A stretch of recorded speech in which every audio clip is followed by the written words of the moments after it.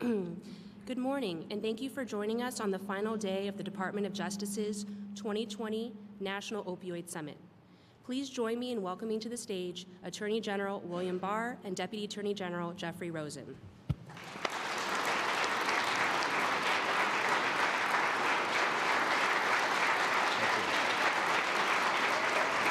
Thank you. Thank you very much. Thank you very much. Thank you. Thanks. Thank you. Thank you very much, everyone. And thanks for being here this morning. And thanks for participating in this very successful summit and for all the work you do. You all know better than anyone else that the opioid crisis is a crisis because it is the deadliest drug challenge that we have ever faced in this country. It's a crisis also because these poisons tear apart the individual user, both mentally and physically. And more than that, they destroy relationships, families, communities. Under the leadership of President Trump, ending this scourge has been the top priority of the administration and the Department of Justice. By working together, we have delivered truly great results for the American people, including declining overdose deaths for 2 years in a row. We had years, as you know, of steadily increasing overdose deaths, but for the past year, we've been able to achieve a decline. And to do that in the face of the increase in fentanyl is truly a massive achievement. I am proud of the department's work in this area. Last year, the department prosecuted more than 11,000 opioid cases. Our Appalachian Regional Prescription Opioid Strike Force, ARPO, has charged more than 70 defendants in more than a dozen districts, who are collectively responsible for distributing and prescribing more than 40 million pills. And through Operation Synthetic Opioid Surge, or SOS, another department initiative, over 300 cases were charged in 10 districts with some of the highest overdose death rates in the country. These are just a few examples of the outstanding work that all of you and your colleagues do every day. The efforts of the people in this room and the people in the Department of Justice and in our other federal agencies are having a real impact on our fellow citizens and improve people's lives. And while there's a lot more we have to do, we should be encouraged by the results to date. Now it is my distinct pleasure to introduce someone who really needs no introduction, an individual who has used her platform to spearhead the vital effort of fighting the opioid crisis. Indeed, our First Lady dedicates much of her time to working to protect America's children from drug addiction. This is one of the 3 pillars of her Be Best campaign, which is focused on the well-being of young people. She has participated in summits and town halls and other events across the country in order to raise awareness about the devastating and potentially lethal effects of opioid abuse. As she movingly noted a few months ago, all kids have hopes and dreams, and their futures will be determined by the choices they make. The First Lady has also sought to draw attention to the impact that opioids have on infants and the unborn.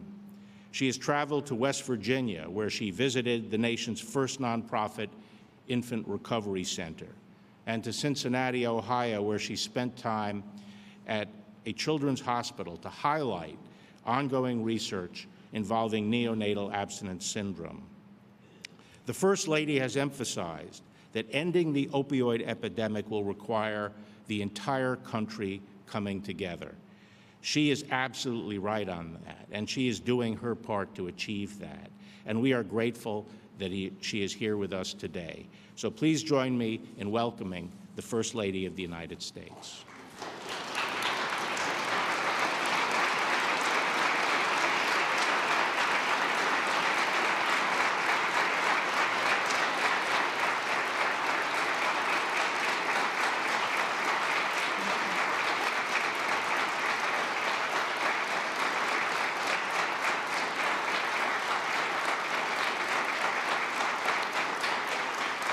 Thank you very much. Thank you. Thank you for the beautiful introduction, Attorney General Barr, and for inviting me to join today's important summit. The Department of Justice has been on the forefront of the fight against the opioids epidemic, and my husband and I are grateful for your dedication to finding solutions.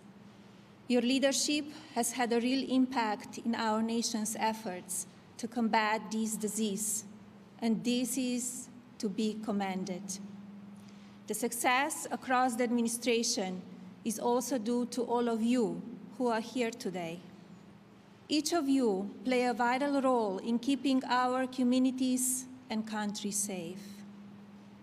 The combating efforts of local, state, and federal law enforcement has reduced the supply of illicit opioids, and for the first time in 29 years, we saw a decline in overdose deaths.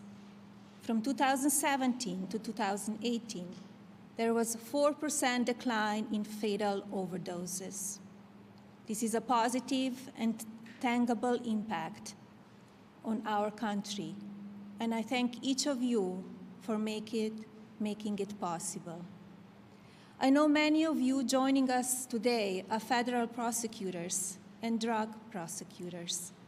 I want to thank you for routinely going above and beyond the call of duty to protect people from the dangers that come with opioids and removing them from our communities. During my first year in the White House, I launched Be Best, an initiative dedicated to ensuring that we as adults are doing all we can to take care of the next generation.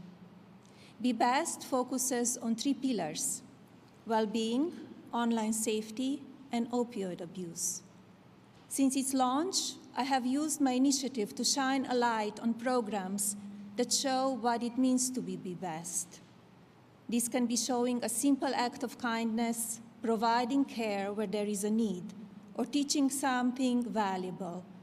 My initiative is meant to promote the positive actions happening in our communities so they can be replicated throughout the country and across the world. As First Lady of the United States, finding solutions to our nation's drug problem is something I care deeply about, especially when it comes to its negative effects on children and families.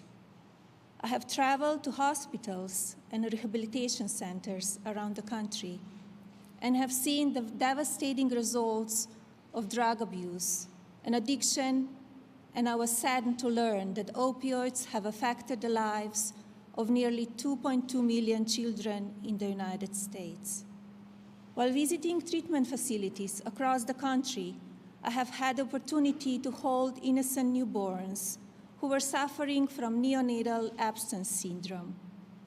On average, babies born with this condition will be in the hospital 4 times longer than a healthy newborn. I'm grateful for the facilities I have visited, such as Lily's Place in West Virginia, Boston Medical Center, and Cincinnati Children's Hospital, who are all doing their part in comforting and treating these precious lives.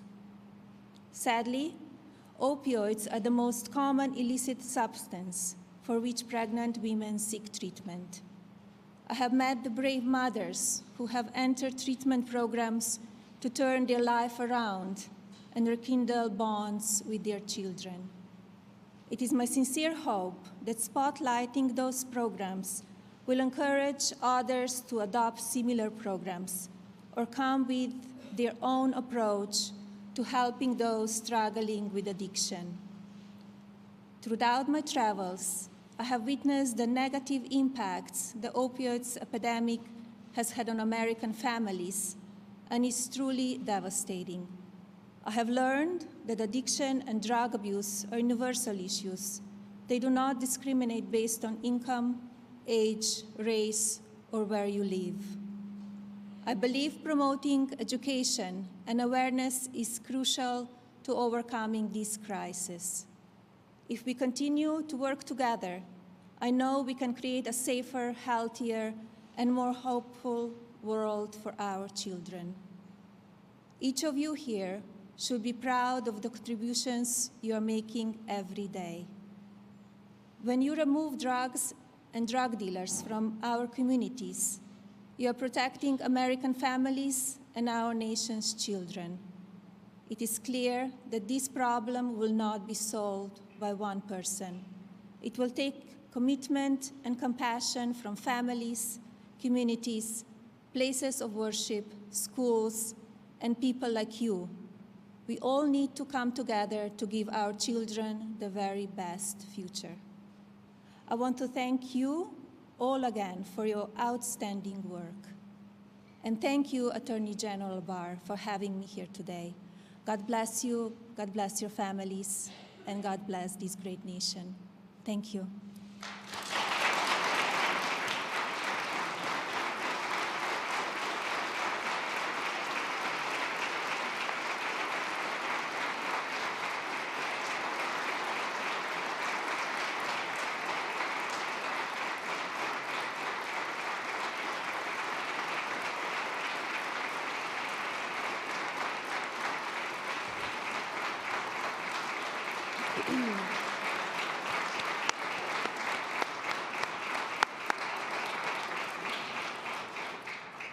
Thank you to the First Lady for those inspiring remarks.